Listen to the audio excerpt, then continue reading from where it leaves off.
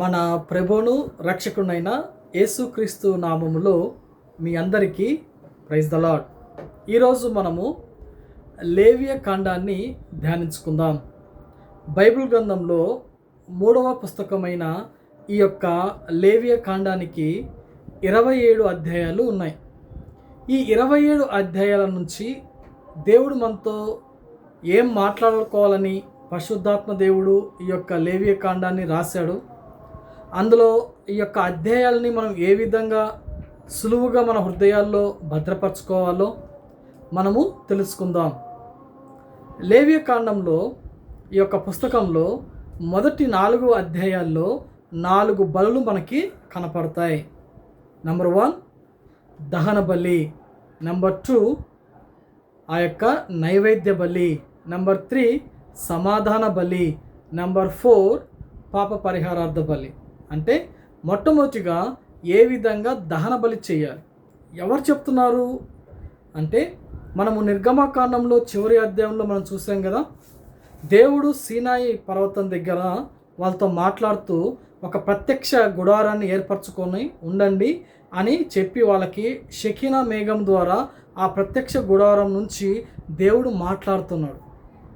ఏం మాట్లాడుతున్నాడు అంటే ఈ యొక్క లేవియ కాండంలో దహన బలుల గురించి మొదటి 4 అధ్యాయంలో దేవుడు మాట్లాడాడు. ఈ 4 అధ్యాయాలు 4 దహన బలుల గురించి చెప్తుందన్నమాట.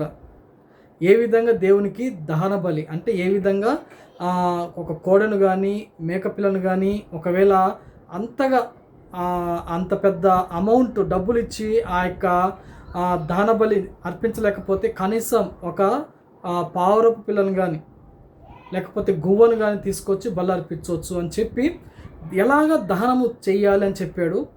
తర్వాత దేవునికి ఒకవేళ ఎవరైనా నైవేద్యం చెల్లించాలంటే గోధుమ పిండితో కానీ రొట్టెలు చేయడం, అప్పడాలు చేయడం, లేకపోతే నైవేద్యంగా దేవునికి ఎలా అర్పించాలి, సమాధాన బలి ఎలా అర్పించాలి, పాప పరిహారార్థ బలి ఎలా అర్పించాలో ఈ 4 అధ్యాయాల్లో మనం చూడవచ్చు. చూడండి, దేవుడు ఇశ్రాయేల్ ప్రజలకి నేర్పిస్తున్నాడు మీరు ఈ విధంగా బలులు అర్పించాలని. తర్వాత 5, 6 అధ్యాయాల్లో ఒకవేళ ఎవరైనా సరే దేవునికి విరోధం కానీ లేదా ఒక మనిషిని ఎడల విరోధం కానీ పాపం చేసినప్పుడు ఏం చేయాలని చెప్పి ఈ 5, 6 అధ్యాయాల్లో అలా మీరు చేయకూడదు, ఒకవేళ చేస్తే దానికి ఒక బలి, దాన్నే 7వ అధ్యాయంలో ఏం చెప్తున్నాడంటే అపరాధ పరిహారార్థ బలి అన్నమాట. అంటే సో ఎవరైనా అపరాధం చేస్తే వాళ్ళ యొక్క కుటుంబంలో వాళ్ళ సహోదరులకు కానీ లేకపోతే కుటుంబంలో ఎవరికైనా సరే లేదా దేవునికి వ్యతిరేకంగా కానీ పాపం చేసినప్పుడు అపరాధ పరిహారార్థ బలి ఏ విధంగా యాజకులు చేయాలో అక్కడ చేస్తామన్నమాట. అంటే 5, 6 అధ్యాయాల్లో దేవునికి కానీ మానవులకు కానీ పాపం చేసినప్పుడు ఏం చేయాలి, దానికి పరిష్కారంగా 7వ అధ్యాయంలో అపరాధ పరిహారార్థ బలి అనేది ఉంది అని చెప్పాడు. ఈ విధంగా 7 అధ్యాయాలు అయిపోయిన తర్వాత 8, 9, 10 అధ్యాయాలు ఇంకొంచెం దేవుడు డెప్త్గా వెళ్తాడనమాట. ఎలాగా అంటే మీరు ఒకవేళ మీ నోట కానీ లేకపోతే మీరు ఏదైనా పాపం చేసినప్పుడు, ఒకవేళ ఎవరైనా సరే దూషణంగా మాట్లాడినప్పుడు కానీ లేదా ఒక స్త్రీ పిల్లవాడిని లేకపోతే అమ్మాయిని కానీ అబ్బాయిని కానీ కైనప్పుడు ఎన్ని రోజులు కడగా ఉండాలి, ఎప్పుడు దేవుని మందిరానికి వెళ్ళాలి. అదేవిధంగా ఒకవేళ ఏ వ్యక్తికైనా సరే ఏదైనా సరే జబ్బు వచ్చినప్పుడు, చర్మం మీద ఏదైనా కురుపు వచ్చినప్పుడు లేకపోతే కుష్టుపొడ లాంటిది ఏమైనా వచ్చినప్పుడు ఏం చేయాలి, ఇవన్నీ ఈ యొక్క 8, 9, 10 అధ్యాయాల్లో దేవుడు చెప్పుకుంటూ వచ్చాడు. తర్వాత ఇంకొంత ముందుకెళ్ళాడు దేవుడు. వెళ్ళి వాళ్ళకి ఏం చెప్తున్నాడంటే 11వ అధ్యాయం నుంచి 17 అధ్యాయాల వరకు యాజకుల గురించి చెప్పాడనమాట. ఇదిగో మోషే, నువ్వేం చేస్తావంటే అహరోను కుమారులను ప్రతిష్ఠించు, వీళ్ళని యాజకులుగా ప్రతిష్ఠించు, వాళ్ళ చొక్కాలను ప్రతిష్ఠించు, వాళ్ళ యొక్క బలిపీఠాలు, వాళ్ళు ఎక్కడైతే ఏ సేవ చేస్తున్నారో బలిపీఠ పరిచర్య కావచ్చు, వాళ్ళ అగ్నిని తీసుకెళ్లే విషయంలో కావచ్చు, ప్రతి విషయంలో వాళ్ళు ఎలాగా ఉండాలి అని చెప్పి క్లియర్గా దేవుడు వాళ్ళకి చెప్పాడనమాట. ఈ విధంగా వాళ్ళకి ఈ యొక్క 11వ అధ్యాయం నుంచి 15 అధ్యాయాల వరకు ఏ విధంగా వాళ్ళు బలులు అర్పించాలి, ఎటువంటి దేవునికి ధూపాన్ని అర్పించాలి, ఏ విధంగా మందిరపు సేవను చేయాలి అనేది దేవుడు స్పష్టంగా చెప్పాడు. ముందు అధ్యాయాల్లో ప్రజలకు చెప్పాడు. తర్వాత 15 నుంచి 11 నుంచి 15 వరకు ఈ యొక్క యాజకులు అహరోనులు దేవుడు ఏ విధంగా ప్రతిష్ఠించి వాళ్ళు ఎలాగ ఉండాలో చెప్పారు. ఇక 16వ అధ్యాయం నుంచి 24 అధ్యాయాల వరకు ఇక చాలా విషయాలు అటు ఇశ్రాయేల్ ప్రజలకి ఇటు ఈ యొక్క యాజకులకి వీళ్ళ మధ్యలో ఎలాగుండాలో క్లియర్గా చేశాడు. చూడండి, మొట్టమొదటి ఏం చేశాడు దేవుడు అంటే ప్రజలు ఎలాగ ఉండాలో చెప్పాడు.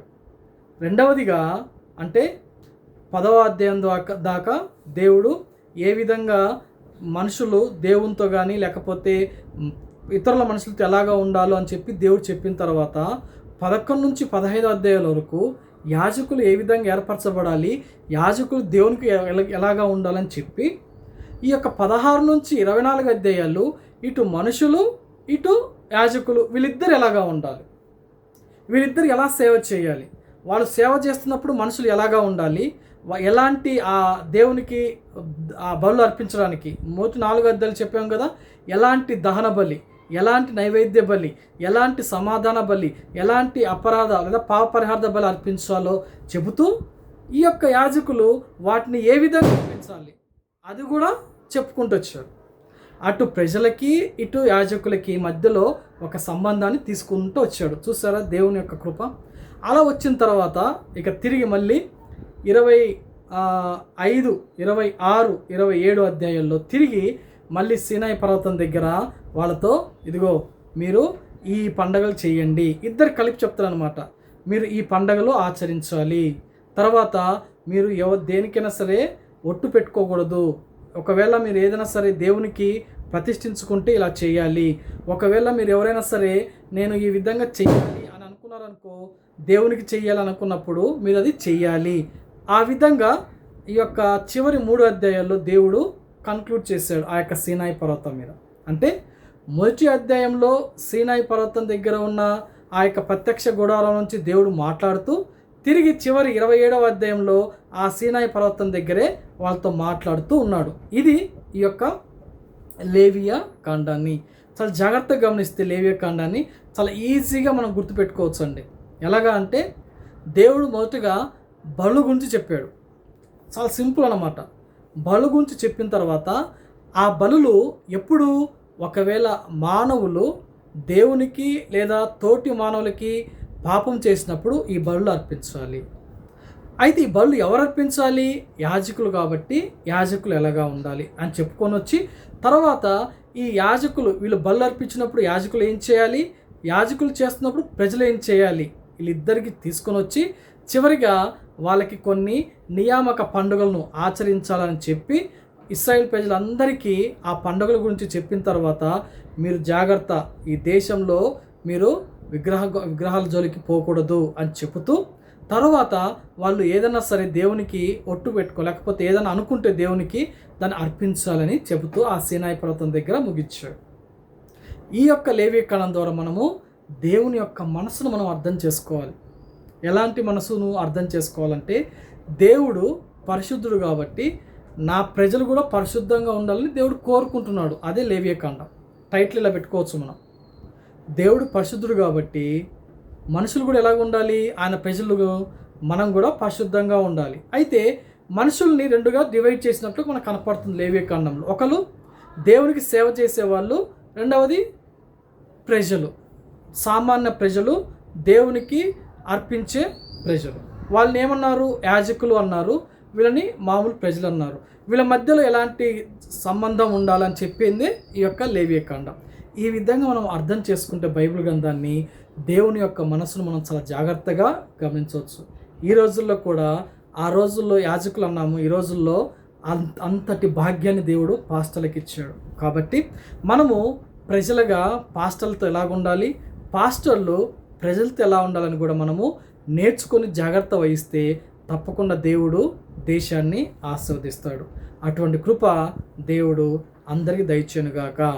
ఆమేన్. Praise the lord.